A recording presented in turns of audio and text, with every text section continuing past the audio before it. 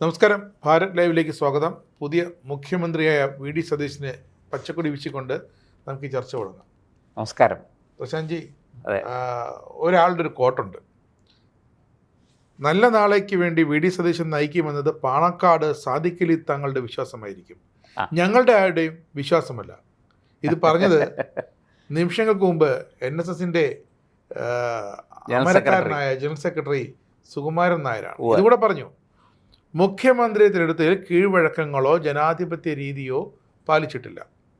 League ഭരണത്തിൽ പിടിമുറുക്കുകയാണ്. പിന്നെ ജനങ്ങൾ എന്ന് പറയുന്നവരെ ആര് കൗണ്ട് ചെയ്യുന്നു? വി ഡി സതീശൻ മുഖ്യമന്ത്രിയാകണമെന്ന് എത്ര ശതമാനം ജനം ആഗ്രഹിക്കുന്നു എന്ന് ആര് വ്യക്തമാക്കുന്നു? സുകുമാരൻ നായർ ചോദിക്കുന്നുണ്ട്. കാരണം സുകുമാരൻ നായർ മുമ്പ് ഈ തെരഞ്ഞെടുപ്പിന് മുമ്പ് പറഞ്ഞത് വി ഡി സതീശൻ തിണ്ണ നിരങ്ങിയാണെന്നല്ലേ, അവിടെ ഒന്ന് തിണ്ണ നിരങ്ങി എന്നൊക്കെ പറഞ്ഞ് അന്നേ ഇരുവരും കൊമ്പ് ഓർക്കലാണ്. പക്ഷേ ഇപ്പോൾ സുകുമാരൻ നായർ വി ഡി സതീശനെ പിടിച്ച് മുഖ്യമന്ത്രിയാക്കിയ മുസ്ലിം ലീഗിനെതിരെ ഒരു വ്യക്തമായ ഒരു പരസ്യമായ പടനീക്കം തുടങ്ങിയിരിക്കുകയാണ്. അതെ, അങ്ങനെ വേണം കരുതാൻ. അത് വളരെ സുകുമാരൻ നായർ വീക്കാണ്, ശകലം ആരോഗ്യം മോശമാണ് അദ്ദേഹത്തിന്. കുഴപ്പമില്ല. പക്ഷെ അതെ, നാവിനും ശബ്ദത്തിനും ഒന്നും കുഴപ്പമില്ല. നാവ് കൃത്യമാണ്. അല്ല, അത് NSS പറയുന്നതിനകത്ത് ചില കാര്യങ്ങളിൽ കഴമ്പുണ്ട്. നമ്മളൊന്ന് മനസ്സിലാക്കേണ്ടത്. NSS ഇത്രയും കാലം UDF അനുകൂല അല്ല, അവർ എപ്പോഴും UDF അനുകൂലമാണല്ലോ. അവർ UDF-നെതിരല്ലോ. ഈ ഒരു അവസ്ഥ വന്നതുകൊണ്ട് പക്ഷേ മന്ത്രിമാരൊന്നും ഈ അവിടുന്ന് തിട്ടൂരം വാങ്ങി മന്ത്രിയാകാമെന്ന് കോൺഗ്രസിൽ ആരും കരുതണ്ട, അല്ലേ? അല്ല, കഴിഞ്ഞ തവണ NSSന്റെ നോമിനികൾ ഉണ്ടായില്ല. അതിനകത്ത് ശരിയാണ്. കഴിഞ്ഞ UDF സർക്കാരിൽ താക്കോൽ സ്ഥാനത്ത് ഒരാൾ വരണം, NSS ആവശ്യപ്പെടുന്നു എന്ന് പറഞ്ഞത് തന്നെ. പക്ഷെ അത് സുകുമാരൻ നായർക്ക് പറയാനുള്ള ധൈര്യം എങ്ങനെ ഉണ്ടായി അന്ന്? നമ്മളതും ആലോചിക്കണമല്ലോ. അത് അന്ന് സുകുമാരൻ നായരെ പിന്തുണച്ച് വെള്ളാപ്പള്ളി നടേശൻ വന്നിരുന്നു. അന്ന് SNDP NSS ഐക്യം അവിടെ ഉണ്ടാവുകയും സുകുമാരൻ നായരോട് പറഞ്ഞ വാക്ക് പാലിക്കാൻ മുഖ്യമന്ത്രിയായ ഉമ്മൻചാണ്ടി തയ്യാറാകുകയും വേണം എന്നായിരുന്നു അന്ന് SNDP ജനറൽ സെക്രട്ടറി ആയ വെള്ളാപ്പള്ളി നടേശൻ പറഞ്ഞത്. അന്ന് ആ താക്കോൽ സ്ഥാനത്ത് വരാനിരുന്നയാൾ രമേശ് ചെന്നിത്തലയാണ്. രമേശ് ചെന്നിത്തലയെ ഒടുവിൽ ആഭ്യന്തരമന്ത്രിയാക്കി ഉമ്മൻചാണ്ടിക്ക് കോംപ്രമൈസ് ചെയ്യേണ്ടി വന്നു, അല്ലേ? അപ്പോൾ അന്നത് സത്യത്തിൽ അതുവരെ മിണ്ടാതിരുന്ന NSS, പരസ്യമായി അത് പറയാതിരുന്ന NSS, ഒരു പക്ഷേ തെരഞ്ഞെടുപ്പിൻ്റെ സമയത്ത് NSSുമായിട്ട് UDF മുഖ്യമന്ത്രി ആയ ഉമ്മൻചാണ്ടി, മുഖ്യമന്ത്രി സ്ഥാനാർത്ഥിയായ ഉമ്മൻചാണ്ടി ഒരു ധാരണ ഉണ്ടാക്കിയിട്ടുണ്ടാകും, നമുക്കറിയില്ല. ആ ധാരണയുടെ പുറത്ത് അത് പച്ചയ്ക്ക് പറയാൻ, പുറത്ത് വന്ന് സധൈര്യം പരസ്യമായി പറയാൻ സുകുമാരൻ നായരെ പ്രേരിപ്പിച്ചത് 5ാം മന്ത്രിയാണ്. ലീഗിൻ്റെ 5ാം മന്ത്രി പ്രഖ്യാപനമാണ് സുകുമാരൻ നായരെയും വെള്ളാപ്പള്ളി നടേശനെയും അന്ന് ഒരുമിപ്പിക്കുകയും സുകുമാരൻ നായരെ കൊണ്ട് ഇത്ര പരസ്യമായിട്ട് താക്കോൽ സ്ഥാനത്തിന് വേണ്ടി രംഗത്ത് വരാൻ ഉള്ള ധൈര്യം കൊടുക്കുകയും ചെയ്തത് ആ ഒരു സംഭവമാണ്. ആ ധൈര്യം വെള്ളാപ്പള്ളി നടേശൻ ഇപ്പോഴും കാത്തു സൂക്ഷിച്ചു. അദ്ദേഹമാണ് ആദ്യം ലീഗിനെതിരെ തെരഞ്ഞെടുപ്പ് പ്രഖ്യാപിക്കുന്നതിന് മുമ്പ് തന്നെ എല്ലാ വെള്ളാപ്പള്ളി നടേശൻ ലീഗിനെതിരെ പറഞ്ഞതിന് പിന്നിൽ ഒന്നിലധികം കാരണങ്ങളുണ്ട്. അതിലൊന്ന്, പ്രധാനപ്പെട്ട ഒന്ന്, അത് ഇടതുപക്ഷത്തിനും CPM-ന് വേണ്ടി ചെയ്ത പണിയാണ്. അതായത് ലീഗിനെ മുന്നിൽ കാണിച്ചുകൊണ്ട് ഈ ഹിന്ദു വോട്ടുകൾ ഏകീകരിച്ച് ഇടതുപക്ഷത്തിന് കൊടുക്കാൻ വേണ്ടിയിട്ട് ചെയ്ത ഒരു പണിയാണ് അത്. അതിനകത്ത് കുറച്ച് രാഷ്ട്രീയമുണ്ട്, സമുദായ താല്പര്യമുണ്ട്, ഒക്കെയുണ്ട്. കാരണം ലീഗ് പഴയ ലീഗല്ല എന്ന് ഇവർ രണ്ടുപേരും ഒരുപോലെ സമ്മതിക്കുന്നുണ്ട്, സുകുമാരൻ നായരും വെള്ളാപ്പള്ളി നടേശനും. ഈ 5ാം മന്ത്രി വിവാദം തൊട്ട് നമുക്കത് മനസ്സിലായി വരുന്നുണ്ടല്ലോ. മാത്രമല്ല, കേരളത്തിൻ്റെ ഡെമോഗ്രഫി മാറിയിരിക്കുന്നു. പണ്ടാണെങ്കിൽ ഒന്ന് ആലോചിച്ച് നോക്കൂ, കോൺഗ്രസിൻ്റെ അടുത്ത് ഇങ്ങനെ ഒരു നിലപാടെടുക്കാൻ ലീഗിന് പണ്ട് ധൈര്യമുണ്ടോ? ലീഗ്, വാസ്തവം പറഞ്ഞാൽ ലീഗിൻ്റെ അസ്പൃശ്യത, ലീഗിനുണ്ടായിരുന്ന അസ്പൃശ്യത, ഇന്ത്യ വിഭജനത്തിന് കാരണമായ പാർട്ടിയുടെ പിൻതലമുറക്കാർ എന്ന ലീഗിനുണ്ടായിരുന്ന അസ്പൃശ്യത മാറ്റിക്കൊടുത്തത് ഇടതുപക്ഷമാണ്. സാക്ഷാൽ EMS നമ്പൂതിരിപ്പാടാണ്. അദ്ദേഹത്തിൻ്റെ സപ്തകക്ഷി മുന്നണി ഭരണമൊക്കെ നമുക്കറിയാം. അതിനുശേഷം അവിടെ നിന്ന് പുറത്തായ ലീഗ് പിന്നീട് അവർക്കൊരാശ്വാസം, അവർക്കൊരാശ്രയം, അല്ല, ഇന്ത്യൻ യൂണിയൻ മുസ്ലിം ലീഗിന് ഒരു ആശ്രയവും ആശ്വാസവുമായത് UDF ആണ്. UDF വന്ന് അവർ ഉദ്ദേശിച്ച അത്രയും മന്ത്രിമാരെ കിട്ടി. കരുണാകരൻ എന്ന അതികായനായ ലീഡർ അവർക്ക് ഇടം കൊടുത്തു, അവരെ ഒപ്പം നിർത്തി. കേരളത്തിൻ്റെ ഒരു സാമുദായിക ഫോർമുല അത് വളരെ ഭംഗിയായിട്ട് ഒരു വശത്ത് മുസ്ലിം ലീഗിനെയും മറുവശത്ത് കേരള കോൺഗ്രസിനെയും കൂടെ കൂട്ടി ഈ NSSൻ്റെ പിന്തുണയോടുകൂടി കരുണാകരൻ മുന്നോട്ട് കൊണ്ടുപോയി. അതാണ് സത്യം. അവിടുന്ന് ലീഗ് പിന്നീട് കരുത്താർജിച്ച എപ്പോഴാണ്? ലീഗ് കരുത്താർജിച്ചത് 2001 AK ആൻ്റണി സർക്കാരിൻ്റെ കാലം മുതൽക്കാണ്. നോക്കൂ, അന്ന് നമ്മൾ മനസ്സിലാക്കേണ്ട മാറാട് കലാപം എന്നതിനെ പറയാൻ പാടില്ല, അതൊരു ഏകപക്ഷീയമായ വംശഹത്യയാണ്. മാറാട് 1ാം കലാപത്തിൻ്റെ കാരണങ്ങൾ അന്വേഷിച്ചു പോകുമ്പോൾ 2ാം കലാപത്തിൻ്റെ കാരണങ്ങൾ ഒക്കെ ചേർത്ത് വെച്ച് വായിക്കുമ്പോൾ അതൊരു ഏകപക്ഷീയമായ വംശഹത്യയായിരുന്നു, ഒരു സംശയവുമില്ല. ലീഗ് നേരിട്ട് അതിനകത്തൊന്നും ചെയ്തിട്ടില്ല, പക്ഷേ ലീഗിനകത്ത് നുഴഞ്ഞു കയറിയ ആൾക്കാരാണ് അത് നടപ്പാക്കിയത്. അന്ന് തൊട്ട് ലീഗ് അവരുടെ സമ്മർദ്ദത്തിന് അടിപ്പെട്ടിരിക്കുന്നു എന്ന് വേണം പറയാൻ. തിരിച്ച് 2006 എന്തുകൊണ്ട് VS അച്യുതാനന്ദൻ്റെ നേതൃത്വത്തിൽ മൃഗീയ ഭൂരിപക്ഷത്തോടുകൂടി 100 സീറ്റുകൾക്കടുത്ത് നേടി LDF ഭരണം എന്തുകൊണ്ട് വന്നു? ഈ കേരളത്തിലെ ഈ പറഞ്ഞതുപോലെ ഹൈന്ദവ വോട്ടുകൾ ഏകീകരിക്കപ്പെടുകയും അന്നവർ VSലൊരു നേതാവിനെ കാണുകയും അത് VSന് കൊടുക്കുകയും ചെയ്തു. SNDP മാത്രമല്ല, NSSും. നോക്കൂ, 8 മനുഷ്യരെ വെട്ടിക്കൊന്നപ്പോൾ അതിൻ്റെ പ്രതിഫലനം വളരെ രൂക്ഷമായിരുന്നു തിരഞ്ഞെടുപ്പിൽ. അപ്പോൾ ലീഗിന് അപകടം മനസ്സിലായി. ലീഗ് ഒന്ന് ഈ പറഞ്ഞതുപോലെ സമരസപ്പെട്ട് വന്നു. അപ്പോഴാണ് ഈ VSൻ്റെ ഭരണകാലത്താണല്ലോ കാശ്മീർ റിക്രൂട്ട്മെൻറ്റ് കേസൊക്കെ വരുന്നത്, അല്ലേ? ജോസഫിൻ്റെ കൈവെട്ടുന്നത്, പിന്നെ ഈ ലവ് ജിഹാദ് എന്ന് പറയുന്ന വിഷയത്തെക്കുറിച്ച് VSൻ്റെ പ്രതികരണം എല്ലാവർക്കും അറിയാം. ലീഗ് അപകടം മണത്തു. ലീഗ് വളരെ ശക്തമായിട്ട് തീവ്രവാദത്തെ തള്ളിപ്പറഞ്ഞുകൊണ്ട് രംഗത്ത് വന്നു. പക്ഷേ എന്നിട്ടും 2011 തെരഞ്ഞെടുപ്പിൽ VS കേവലം 2 സീറ്റ്, 3 സീറ്റിൻ്റെ കുറവിനാണ് VS പിന്നെ പുറകിൽ പോയത്. 3ാമത്തെ സീറ്റ് പിന്നീട് വന്നതാണ്. പക്ഷേ നമ്മൾ മനസ്സിലാക്കേണ്ടത് 2 സീറ്റ്, ഇവിടെ 69ഉം അവിടെ 71ഉം ആയിരുന്നു UDFന്, അല്ലേ? അന്ന് ഈ MESൻ്റെ ഫസൽ ഗഫൂർ ഒരു സ്റ്റേറ്റ്മെൻറ്റ് നടത്തി. ചാനൽ ചർച്ചയിൽ പറഞ്ഞത് കേരളം ആര് ഭരിക്കണമെന്ന് ഹിന്ദുക്കൾ തീരുമാനിക്കും. ഇത് ഫസൽ ഗഫൂർ പറയുമ്പോൾ അത് മതേതരത്വമാണ്, മതനിരപേക്ഷതയാണ്. നേരെ മറിച്ച് ഗുരുവായൂരിൽ ഒരു ഹിന്ദു MLA വേണം എന്ന് BJP നേതാവ് പറഞ്ഞാൽ അത് കടുത്ത വർഗീയതയാണ്. ഞാൻ പറയുന്നത് ഈ ഇരട്ടത്താപ്പ് കേരളത്തിലെ മാധ്യമങ്ങളടക്കം രാഷ്ട്രീയ നിരീക്ഷകരുൾപ്പെടെ പിന്തുടരുന്ന ഈ ഇരട്ടത്താപ്പ്, ഇതിന് അപവാദങ്ങളുണ്ടില്ലെന്ന് ഞാൻ പറയുന്നില്ല. ശ്രീജിത്ത് പണിക്കരെ പോലെയുള്ള നല്ല നിരീക്ഷകർ മറിച്ച് അഭിപ്രായം പറയുന്നുണ്ട്. പക്ഷേ ഈ ഇരട്ടത്താപ്പാണ് നമ്മൾ ശ്രദ്ധിക്കേണ്ടത്, മനസ്സിലാക്കുക. സുകുമാരൻ നായർ പെട്ടെന്ന് ഇതിൻ്റെ നിലപാട് മാറ്റി എന്ന് വളരെ അല്ലല്ല, നിലപാടൊന്നും മാറ്റിയിട്ടില്ല. കോൺഗ്രസ് സർക്കാരിനെതിരെ ഇതുവരെ സുകുമാരൻ നായർ അങ്ങനെ പറഞ്ഞിട്ടില്ല. അല്ല, എന്നൊക്കെ കോൺഗ്രസ് സർക്കാരിൽ വന്നിട്ടുണ്ടോ അന്നൊക്കെ NSS അതിൻ്റെ ഗുണവും പറ്റിയിട്ടുണ്ട്. അല്ല, NSS കോൺഗ്രസ് സർക്കാരിൻ്റെ മാത്രമല്ല, ഇപ്പോൾ ഇടതുപക്ഷ സർക്കാരിൽ നിന്നും അവർക്ക് ന്യായമായ അവരുടെ ആവശ്യങ്ങൾ നേടിയെടുക്കുന്നുണ്ട്. അവർ അന്യായമായ ആവശ്യങ്ങളുടെ പുറകെ പോകുന്നില്ല, അതൊരു സത്യമാണ്. അങ്ങനത്തെ വിവാദങ്ങൾ ഇതുവരെ ഉണ്ടായിട്ടില്ല. അവരൊരു ഘടകകക്ഷിയല്ല, രാഷ്ട്രീയ പാർട്ടിയല്ല. അല്ല, രാഷ്ട്രീയ പാർട്ടിയല്ല. കഴിഞ്ഞ ദിവസം സുകുമാരൻ നായർ പറഞ്ഞത് വിദ്യാഭ്യാസം മുസ്ലിം ലീഗിന് കൊടുക്കരുത്, കോൺഗ്രസ് ഏറ്റെടുക്കണം. അങ്ങനെ വ്യക്തമായ നിലപാട്.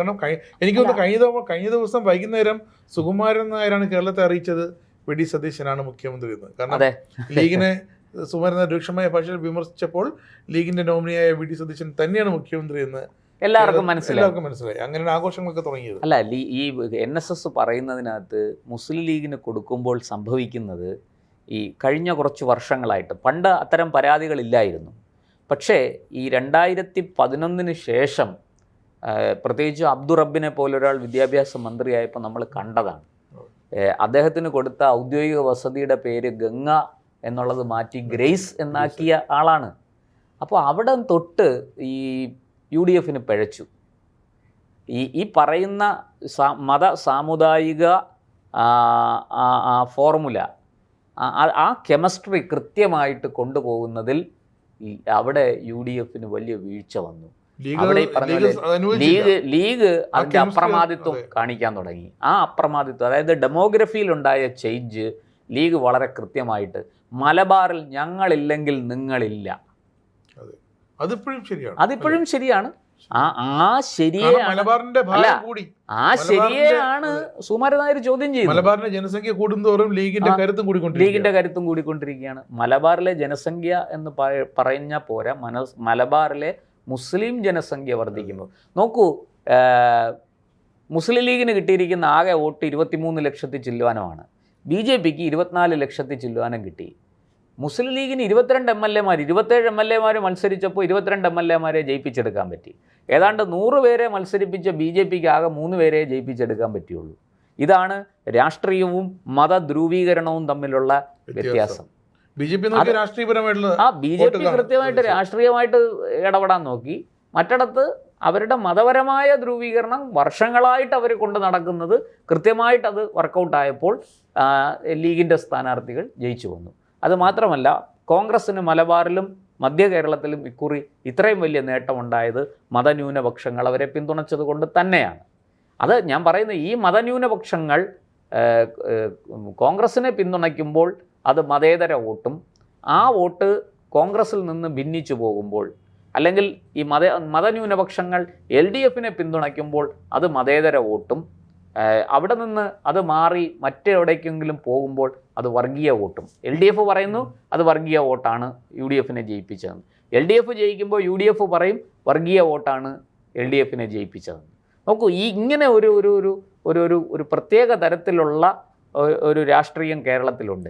ഇതിൻ്റെ ഇടയിലാണ് സുകുമാരൻ നായർ പറയുന്നത്, ഈ പറയുന്നത് പോലെ ലീഗ് മന്ത്രിസഭയിൽ ഉൾപ്പെടെ അവരുടെ അപ്രമാദിത്വം ഇനി കാണിക്കും. അതിൻ്റെ തെളിവാണ് ഇപ്പോൾ മുഖ്യമന്ത്രിയായിട്ട് VD സതീശന് വേണ്ടി അവർ വലിയ സമ്മർദ്ദം ചെലുത്തി കൊണ്ടുവന്നത്. നേരെ മറിച്ച് മാനദണ്ഡങ്ങൾ പാലിച്ചാണെങ്കിൽ, സീനിയോറിറ്റിയൊക്കെ നോക്കിയാണെങ്കിൽ, അനുഭവ സമ്പത്ത് നോക്കിയാണെങ്കിൽ രമേശ് ചെന്നിത്തലയെ കൊണ്ടുവരേണ്ടതായിരുന്നു. ആ രമേശ് ചെന്നിത്തലയെ കൊണ്ടുവരുന്നതിന് പകരം, ശരിയാണ്, രമേശ് ചെന്നിത്തല സീനിയർ നേതാവാണ്, പ്രതിപക്ഷ നേതാവായിരുന്നയാളാണ്. ഹരിപ്പാടെന്ന് അദ്ദേഹം മത്സരിച്ച് വിജയിക്കുകയും ചെയ്തു. അദ്ദേഹത്തെ കൊണ്ടുവരുന്നതിന് പകരം സതീശനെ കൊണ്ടുവരാൻ ലീഗ് പ്രത്യേക ശ്രമം നടത്തി എന്നുള്ളതാണ് സുകുമാരൻ നായർ ആരോപിച്ചത്. രമേശ് ചെന്നിത്തലയ്ക്ക് വേണ്ടി വാദിക്കാൻ ഘടകകക്ഷികളൊന്നും ഇല്ലാതായി. ഇല്ല, തീർച്ചയായിട്ടും കോൺഗ്രസിനുള്ളിൽ നിന്ന് തന്നെ രമേശ് ചെന്നിത്തലയ്ക്ക് വേണ്ടി വാദിക്കാനുള്ള MLA-മാരുടെ എണ്ണം എത്രയാണെന്ന് നമുക്കറിയില്ല. 47 പേർ KC വേണുഗോപാലിന് പോയി. ബാക്കിയുള്ള നിസ്സാരം 20-നകം MLA-മാരുണ്ട്. അവരാണ് 16-17 MLA-മാരാണ് ബാക്കിയുള്ളത്. അതിൽ എത്ര പേർ രമേശിനെ പിന്തുണച്ചു എന്നുള്ളത് നമുക്ക് കണക്കുകൾ ഊഹിക്കാവുന്നതേ പേരിലുണ്ടാവുന്ന ആൾക്കാർ മാത്രമേ കാണുള്ളൂ. അല്ല, അവിടെ സുകുമാരൻ നായർ ചൂണ്ടിക്കാട്ടുന്നത് ഒരു സാമൂഹിക പ്രശ്നം കൂടിയാണ്. ഈ പറയുന്നത് പോലെ ലീഗ് ശക്തമായൊരു സമ്മർദ്ദം ഭരണത്തിലും ചെലുത്തിയാൽ അത് കേരളത്തിൽ ഉണ്ടാക്കാൻ പോകുന്ന പ്രത്യാഘാതങ്ങൾ എന്തൊക്കെയായിരിക്കും? ഇപ്പോൾ സുകുമാരൻ നായർ ഇത് പറഞ്ഞു, വെള്ളാപ്പള്ളി നടേശൻ ഇതിൻ്റെ പിന്നാലെ വരുന്നു. അദ്ദേഹം ഇപ്പം ഇവരെല്ലാവരും ഒരു പരിധി വരെ അവർ VD സതീശനെ കുറ്റം പറയുന്നില്ല. VD സതീശനെ കുറിച്ച് മോശമായിട്ട് അല്ലെങ്കിൽ പ്രത്യേകിച്ച് എന്തെങ്കിലും ആക്ഷേപങ്ങളൊന്നും ഉന്നയിക്കുന്നില്ല. VD സതീശൻ മുഖ്യമന്ത്രി ആയതിൽ അവർക്ക് അതൃപ്തിയുണ്ട്. പക്ഷേ ഈ സുകുമാരൻ നായരും വിരൽ ചൂണ്ടുന്നത് ലീഗിന് നേരെയാണ്. വെള്ളാപ്പള്ളി നാളെ ആഞ്ഞടിക്കാൻ പോകുന്നതും മുസ്ലിം ലീഗിനെതിരെയാണ്. നമ്മളതാണ് മനസ്സിലാക്കേണ്ടത്. അപ്പോൾ കേരള രാഷ്ട്രീയം 2 ധ്രുവങ്ങളിലായിട്ട് തിരിയുന്നു. അതുമാത്രമല്ല, കേരളത്തിൻ്റെ ഈ കടങ്ങൾ തീർക്കാൻ പറ്റുന്ന വ്യവസായം, പിന്നെ തദ്ദേശം, നികുതി പിരിക്കാൻ പറ്റുന്ന ഇനമാണ് കെട്ടിട നികുതി അടക്കം, അതുകൂടാതെ വിദ്യാഭ്യാസ മേഖല. അപ്പൊ ഇതെല്ലാം ലീഗിന്റെ പക്കലേക്ക് പൊതുമരാമത്ത്. അപ്പൊ ഈ തന്ത്രപ്രധാനമായ റവന്യൂ കിട്ടിക്കൊണ്ടിരിക്കുന്ന തന്ത്രപ്രധാനമായ, ഞാൻ ഏറ്റവും ഒടുവിൽ കേട്ടത് ലീഗ് റവന്യൂ വകുപ്പിനും ആവശ്യം ഉന്നയിച്ചിട്ടുണ്ടെന്നാണ്. അങ്ങനെയാണെങ്കിൽ പിന്നെ ഈ കോൺഗ്രസ് 5 മന്ത്രിമാർ വേണ്ടി വരും, 5 മന്ത്രിമാരെ കൊടുക്കണം എന്നുള്ളതാണ്. അങ്ങനെയാണെങ്കിൽ കോൺഗ്രസിന് ദേശസുരക്ഷ നോക്കി നിൽക്കേണ്ടി വരും. ആഭ്യന്തരമടക്കം, ആഭ്യന്തരവും ടൂറിസവും ഒക്കെ കയ്യിൽ വെച്ച് ഉല്ലാസയാത്രയും സുരക്ഷ, ലോ ആൻഡ് ഓർഡറും ഒക്കെ കൊണ്ട് കോൺഗ്രസിന് സമാധാനപ്പെടേണ്ടി വരും. കാരണം കേരളം അവർ ഭരിച്ചോളൂ. കാരണം റവന്യൂ കിട്ടുന്ന എല്ലാ മിക്കവാറുമുള്ള സുപ്രധാന വകുപ്പുകളെല്ലാം, ഇനിയിപ്പോൾ ധനകാര്യം മാത്രമേ ഉള്ളൂ അങ്ങോട്ട് പോകാൻ. അല്ല, അതവർ ചോദിച്ചാൽ ചിലപ്പോൾ കുഞ്ഞാലിക്കുട്ടി ധനകാര്യമന്ത്രി ആയാൽ. അല്ല, അത് മാത്രമല്ല, കേരള കോൺഗ്രസ് സമ്മർദ്ദം ചെലുത്തിയാലോ? എന്നാൽ ഇപ്പോൾ ഈ പറഞ്ഞ പോലെ കേരള കോൺഗ്രസിന് 7 പേരുണ്ട്. അവർക്ക് 2 സീറ്റ് വേണമെന്ന് ഇപ്പോഴേ പറഞ്ഞിട്ടുണ്ട്. 2 സീറ്റ് വേണമെന്ന് ആവശ്യപ്പെടുന്നുണ്ട് അവർ. അല്ല, ലീഗിന് 5 മന്ത്രിമാരെ കൊടുക്കാമെങ്കിൽ എന്തുകൊണ്ട് കേരള കോൺഗ്രസിന് 2 പേരെ കൊടുത്തു? അതെ, മൂന്നാമത്തെ ഘടകകക്ഷിയാണ്. മൂന്നാമത്തെ UDF വലിയ ഘടകകക്ഷിയാണ്. മാത്രമല്ല അവരുടെ വോട്ട് മധ്യ കേരളത്തിൽ നിർണായകവുമാണ്. കോൺഗ്രസിന് പല സ്ഥലത്തും ജയിക്കാൻ സാധിച്ചത്. ഇനിയിപ്പോൾ അതുപോലെ തന്നെ കേരള കോൺഗ്രസ് അനൂപ് ജേക്കബിനെ മന്ത്രിയാക്കാതിരിക്കാൻ പറ്റും. അതുപോലെ ഷിബു ബേബി ജോൺ 3 പേരുണ്ട് MLA-മാര്. അവരെ അവിടെ ഒരു മന്ത്രിസ്ഥാനം കൊടുക്കണ്ടേ? അതുപോലെ തന്നെ CP ജോൺ മന്ത്രിയാക്കേണ്ടതല്ലേ? അദ്ദേഹത്തിൻ്റെ കഴിവും യോഗ്യതയൊക്കെ വെച്ച് അദ്ദേഹത്തിന് മന്ത്രിസഭയിൽ എടുക്കേണ്ടതല്ലേ? അപ്പോൾ ഇങ്ങനെ കോൺഗ്രസ് വലിയ ഒരു പ്രതിസന്ധിയിലേക്ക്, മന്ത്രിസഭാ രൂപീകരണം വലിയ വെല്ലുവിളിയായിരിക്കുമെന്ന് ഞാൻ നേരത്തെ തന്നെ പറഞ്ഞല്ലോ. അത് ഇതെല്ലാം കൂടി വെച്ചുകൊണ്ടാണ് സുകുമാരൻ നായർ ഇപ്പോൾ ഈ കാര്യം ചൂണ്ടിക്കാട്ടിയിരിക്കുന്നത്. അദ്ദേഹത്തിൻ്റെ അതൃപ്തി നല്ല വാക്കുകൾ കൊണ്ട് പറഞ്ഞിരിക്കുന്നു. കോൺഗ്രസ് അത് പരിഹരിക്കാനുള്ള ശ്രമമാണ് ഒരു രാഷ്ട്രീയ പാർട്ടി എന്നുള്ള നിലയ്ക്ക് കോൺഗ്രസ് നടത്തേണ്ടത്. ജനത്തിന്റെ മുഖ്യമന്ത്രി അല്ല വിഡി എന്നുള്ളത് വലിയ നാണക്കേടല്ലേ? അത് തീർച്ചയായിട്ടും ആ ആക്ഷേപമാണ് അദ്ദേഹം ഉന്നയിച്ചിരിക്കുന്നത്. അതിന് കോൺഗ്രസ് എന്ത് മറുപടി പറയും? ഇത് ഈ സുകുമാരൻ നായരെ വെല്ലുവിളിച്ചുകൊണ്ട് അദ്ദേഹത്തിന് ഈ തെറിക്ക് ഉത്തരം മുറിപ്പത്തൽ എന്നുള്ള മട്ടിലൊക്കെ മറുപടി പറഞ്ഞ് അദ്ദേഹത്തെ കൂടുതൽ ആക്രമിക്കാൻ ചെന്നാൽ വിഷയം കൂടുതൽ വഷളാവും. വി.ഡി. സതീശൻ എന്ന കാര്യമായിട്ടുള്ള മറുപടി തിരിച്ചു ഈ മുറിപ്പത്തൽ അല്ല വി.ഡി. സതീശൻ തീർച്ചയായിട്ടും അദ്ദേഹം ഈ പറഞ്ഞതുപോലെ ഈ NSSനെയും SNDPയെയും ഒന്നും വലിയ പരിക്കുണ്ടാക്കാതെ, അവർക്കെതിരെ വലിയ ആക്ഷേപങ്ങളോ ആരോപണങ്ങളോ ഒന്നും ഉന്നയിക്കാതെ, ഇപ്പോൾ വെള്ളാപ്പള്ളി നടേശൻ പറഞ്ഞതിനെയും അദ്ദേഹം വലിയ ഇതൊന്നും കൊടുക്കാതെ അങ്ങ് അവഗണിച്ച് കളയുകയായിരുന്നു. സുകുമാരൻ നായർ പറഞ്ഞ കാര്യത്തെക്കുറിച്ചും അദ്ദേഹം എതിർത്തൊന്നും പറഞ്ഞില്ല. ഈ 2 പേർക്കും തന്നോട് എതിർപ്പുണ്ട് എന്നുള്ള കാര്യം വി.ഡി. സതീശന് നന്നായിട്ട് അറിയാം. അപ്പോൾ അതുകൊണ്ട് തന്നെ ഇതെല്ലാം ഉൾക്കൊണ്ടുകൊണ്ട് ഒരു സമവായത്തിൻ്റെ ഭാഷ, ഒരു സമരസതയുടെ ഭാഷ പറഞ്ഞ് ഈ വിഷയത്തെ കൈകാര്യം ചെയ്ത് മുന്നോട്ട് പോവുകയും ഭരണത്തിൽ ലീഗിൻ്റെ ഒരു അപ്രമാദിത്വം, ലീഗിൻ്റെ സമ്മർദ്ദം ഉണ്ടാകാതെ നോക്കുകയും വേണം. അല്ലെങ്കിൽ അത് കോൺഗ്രസിനും UDFനും വലിയ ദോഷം ചെയ്യും. NSSൻ്റെ എതിർപ്പ് നിസ്സാരമല്ല, SNDPയുടെ എതിർപ്പും അത്ര ചെറുതല്ല. ഇതെല്ലാം കൂടെ ഒരുമിക്കുമ്പോൾ അത് തീർച്ചയായിട്ടും UDFന് 5 കൊല്ലം സ്വസ്ഥമായി ഭരിക്കാൻ കഴിയുന്ന ഒരു അന്തരീക്ഷം കിട്ടുമോ എന്ന് സംശയമുണ്ട്. കോൺഗ്രസ് ഇക്കാര്യത്തിൽ കൂടുതൽ ചിന്തിക്കട്ടെ, കൂടുതൽ ആലോചിച്ച് ഞാൻ നേരത്തെ പറഞ്ഞതുപോലെ ഒരു മാന്യമായ പരിഹാരം ഇക്കാര്യത്തിൽ ഉണ്ടാക്കട്ടെ. ഈ പറഞ്ഞതുപോലെ രമേശ് ചെന്നിത്തലയെ അവഗണിക്കാതെ, അല്ലെങ്കിൽ അതുപോലുള്ള സീനിയർ നേതാക്കൾ, ഇപ്പോൾ രമേശ് ചെന്നിത്തല മാത്രമല്ല, തിരുവഞ്ചൂർ രാധാകൃഷ്ണൻ ഒരു സീനിയർ നേതാവാണ്. KH മുരളീധരൻ ഏറ്റവും നല്ല KPCC പ്രസിഡന്റായിരുന്ന ആളാണ്. ഇവരെയൊക്കെ എങ്ങനെ ഒഴിവാക്കും? വരുന്നു വേടി കോൺഗ്രസിൽ പൊട്ടാനിരിക്കുന്നതേ ഉള്ളൂ. ഞാൻ പറയുന്നത് ഈ KH മുരളീധരൻ നേരത്തെ 2011 അദ്ദേഹത്തെ മന്ത്രിയാക്കേണ്ടതായിരുന്നു, അദ്ദേഹത്തെ ആക്കിയില്ല. അന്ന് പോട്ടെ, അദ്ദേഹത്തിന് ഈ പറഞ്ഞതുപോലെ കോൺഗ്രസിൽ നിന്ന് പുറത്തു പോയി 6 വർഷം സസ്പെൻഷനിലായിരുന്നു. പുറത്തു നിന്നതിന് ശേഷം പിന്നെ തിരിച്ചു വന്നയാളാണ്. അങ്ങനെയുള്ള KH മുരളീധരന് കോൺഗ്രസിൽ തുടരട്ടെ. പുറത്തു പോയ ആളല്ലേ, മുൻ KPCC പ്രസിഡൻ്റൊക്കെയാണ് ശരി തന്നെ, പക്ഷേ കോൺഗ്രസിനെ പിന്നിൽ നിന്ന് കുത്തിയിട്ട് പുറത്തു പോയി. അദ്ദേഹം തിരിച്ചു വന്നപ്പോൾ പുറത്ത് നിൽക്കട്ടെ, മന്ത്രിയാക്കണ്ട, MLA ആയി തുടരട്ടെ, അങ്ങനെ തന്നെ നിന്നു. അദ്ദേഹം പിന്നീട് വീണ്ടും 2016 വട്ടിയൂർക്കാവിൽ നിന്ന് മത്സരിച്ച് ജയിച്ചു. ശക്തമായ വെല്ലുവിളിയായിരുന്നു കുമ്മനം രാജശേഖരൻ ഉയർത്തിയത്, പിന്നെ TN സീമ ഉയർത്തിയത്. ഈ 2 സ്ഥാനാർത്ഥികളെയും കവച്ചു വെച്ചുകൊണ്ട് അദ്ദേഹം വിജയിച്ചു വന്നു. പിന്നീട് വടകര പോയി അദ്ദേഹം കാണിച്ചൊരു അബദ്ധം അതാണ്. വടകര പോയി നിന്ന് മത്സരിച്ച് MP ആയി. പക്ഷേ അദ്ദേഹത്തിന് വേറെ അതുകൊണ്ട് നേട്ടമൊന്നും ഉണ്ടായില്ല. പ്രതിപക്ഷ ബെഞ്ചിൽ ഇരിക്കാൻ മാത്രമേ സാധിച്ചുള്ളൂ. ഇപ്പോൾ അദ്ദേഹം അത് കഴിഞ്ഞ് തൃശ്ശൂർ മത്സരിച്ചു, തോറ്റു. ഇതിനിടയ്ക്ക് നേമത്തുനിന്ന് മത്സരിച്ച് തോറ്റു.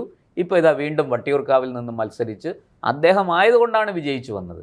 മറ്റാരെങ്കിലും ആണെങ്കിൽ VK പ്രശാന്തിനോട് തോറ്റുപോയേനെ. KH മുരളീധരന് വിജയിക്കാൻ സാധിച്ചത് ഒരു ചെറിയ കാര്യമല്ല. അപ്പോൾ ആ KH മുരളീധരനെ മന്ത്രിസഭയിലേക്ക് തീർച്ചയായിട്ടും പരിഗണിക്കണം. വി.ഡി. സതീശനേക്കാളും KC വേണുഗോപാലിനേക്കാളും സീനിയറാണ്. സുപ്രധാനമായ വകുപ്പ് കൊടുത്ത് തന്നെ പരിഗണിക്കണം. അപ്പോൾ അതുപോലെ തിരുവഞ്ചൂർ രാധാകൃഷ്ണനുണ്ട്, അങ്ങനെയുള്ള പലരുമുണ്ട്. പിന്നെ ലിജു ഒരു യുവ നേതാവാണ്. അപ്പോൾ ലിജുവിനെയൊക്കെ തീർച്ചയായിട്ടും വിഷ്ണുനാഥിനെ പരിഗണിക്കണം. ബിന്ദു കൃഷ്ണയുണ്ട്, വനിതകളുടെ കൂട്ടത്തിൽ രമ്യ ഹരിദാസ് ഉണ്ട്. ഇപ്പോൾ കോൺഗ്രസ് ഇവിടെ എല്ലാം വളരെ തന്ത്രപൂർവം ഇവരിൽ ആരെയൊക്കെ എങ്ങനെയൊക്കെ കൈകാര്യം ചെയ്യണം എന്നുള്ളത് നോക്കി മനസ്സിലാക്കി ചെയ്തില്ലെങ്കിൽ ഈ UDF കിട്ടിയ ഈ വമ്പൻ വിജയം 102 സീറ്റുകൾ നേടി അധികാരത്തിലെത്താൻ സാധിച്ച ഈ ഒരു അന്തരീക്ഷം അത് ഇല്ലാതെയാകും. അത് ഇപ്പോഴേ വെടി പൊട്ടിത്തുടങ്ങി. അത് കോൺഗ്രസ്സിന് വലിയ ദോഷങ്ങളുണ്ടാക്കും.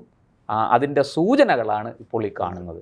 അടുത്ത വെടി വെള്ളാപ്പള്ളി പൊട്ടിക്കുമോ അതോ കോൺഗ്രസ്സിനുള്ളിൽ നിന്ന് തന്നെ പൊട്ടുമോ എന്നുള്ളതാണ് ഇനി അറിയേണ്ടത്.